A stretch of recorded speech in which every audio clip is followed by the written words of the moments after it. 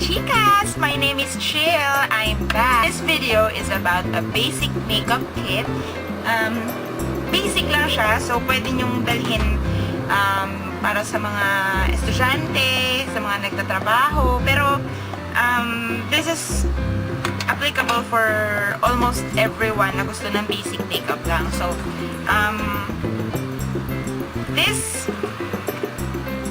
I bought this from Landmark. Ang cute niya kasi. Tapos, mahaba siya. So, pwedeng magkasya sa kanya yung mga mahabang brushes. Ayun nga, pag nag-accumulate na yung mga makeup nyo kasi alam naman natin, pag mahilig tayo sa makeup, talagang magugulat na lang tayo, nag-accumulate na yung makeup natin. So, madadagdagan sila. Ito yung ipapakita ko sa inyo na mga makeup, mga tools or mga makeup products. Basic lang to. Basic lang yung magagawa nyo sa face nyo, ganun.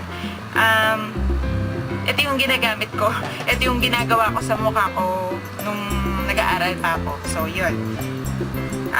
First, moisturizer. Mas maganda syempre yung merong SPF. So, gustong-gusto ko tong moisturizer na to kasi sobrang mild niya sa skin. Celetec siya. Facial moisturizer. Tapos meron pa siyang SPF 15. Merong variant nito yung walang SPF. Ito okay din siya. Sobrang gustong-gusto ko rin tong product na to. So, yun. Lagay natin siya sa makeup kit. Okay. Kung gusto naman natin ng mas mataas pa na SPF, pwede rin tayo maglagay ng sunblock. Kailangan kasi natin to dahil sobrang init talaga ng panahon dito sa Pilipinas. Mas advisable, ina-advise ko kayo na talagang maglagay kayo ng sunblock para hindi ma-damage yung skin natin at hindi tayo magkaroon ng wrinkles ng maaga. So, this one, Nichido Two-Way Cake. This is in the color Ivory. Ayan. Ito yung ginamit ko din dun sa makeup tutorial ko na pang basic makeup. This one, and ginagamit ko na pang conceal. Pang conceal lang siya. So, pwede nyo rin gamitin kung ayaw nyo mag-foundation. Pwede rin concealer na lang gamitin nyo kasi for school lang naman eh. Siyempre, ayaw natin yung malagkit tayo, yung pakiramdam na ang init-init, tapos meron pang nakasalpak na gano'n na foundation. So, okay din to kung ito na yung gagamitin nyo pang under eyes, tapos yung mga chismis, yung mga ganyan. Yan, tapos dito around the nose. Siyempre, itong brush na to, ayan, magiging sobrang useful yan for the eyebrows. Sa mga katulad ko na hindi pinalad na magkaroon ng magandang eyebrows na ipa-pluck mo lang siya, okay na. Sa akin kasi medyo, ano man tawag nun? Konti lang yung buhok ng kilay ko. Tapos meron pa akong chismis dito banda. Meron akong peklat, kalikutan ng bata. So, yun. Ito, plus this one. Ayan. Mura lang naman itong mga products na pinapakita ko. So, basic lang talaga siya. Pwede nyo siyang mabili. Local products lang to. Fanny Serrano Eyebrow Powder. Lagay din natin dito. Next, Nichido Cheek Mousse in Pink Champagne. Ayan, yan yung nilagay ko dito sa cheeks.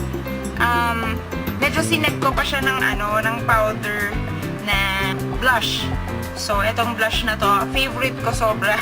Kasi ang ganda ng color. Ito, Careline. Ayan. Ang ganda, diba? Ayan. Tawag namin dyan, mamink-mink. Ayan, pink. Ang ganda ng, diba? Ang ganda ng color, diba? So, yun. Ito, may kasama siyang, may kasama siyang sponge applicator. Kaya lang, medyo na-lapse na yung sponge. Kaya, pinalitan ko na lang. Anyway, pwede nyo rin naman siya i-apply na fingers lang gamit nyo. So, this one, tweezers. Ayan. Ito, sobrang mura talaga to kasi na-freehan ko lang siya sa hair color, home kit na hair color ng Revlon. So, ayan. Diba ang cute? Oh. Meron pa siyang design. So, yun. Yun nga. basic din to kasi, yun, kailangan mo siyang pang-groom ng eyebrows. Okay.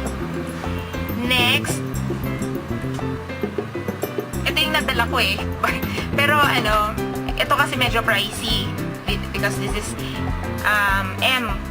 Michelle Fan. M Cosmetics. Pero basically, almost, kung anong matripan yung lip balm, Miss Teen. Ayan. Sa kabila, meron siyang lip balm. Tapos, sa kabila,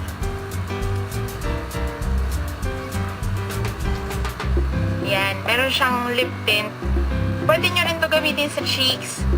Ayan, kaya lang, medyo konti-konti lang yung lagay natin dapat kasi baka mamaya masyadong makulay. I woke up like this. Yeah.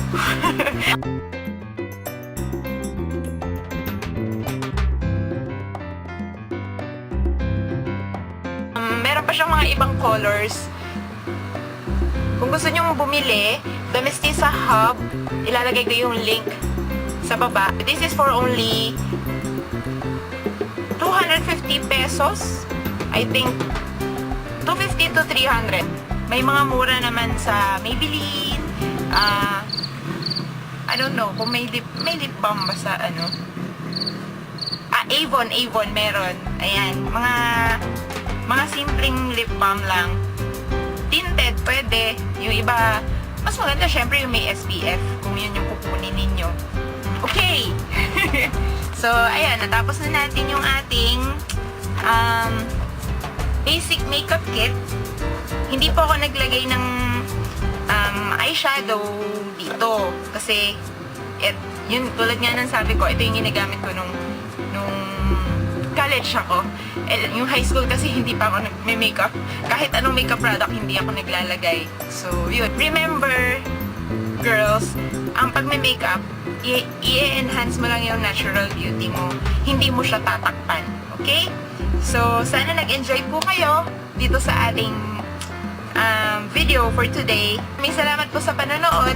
And sana po mag-like po kayo or mag-comment sa baba or pwede nyo rin pong i-share itong video na to. Maraming salamat po. Babush mga baklush!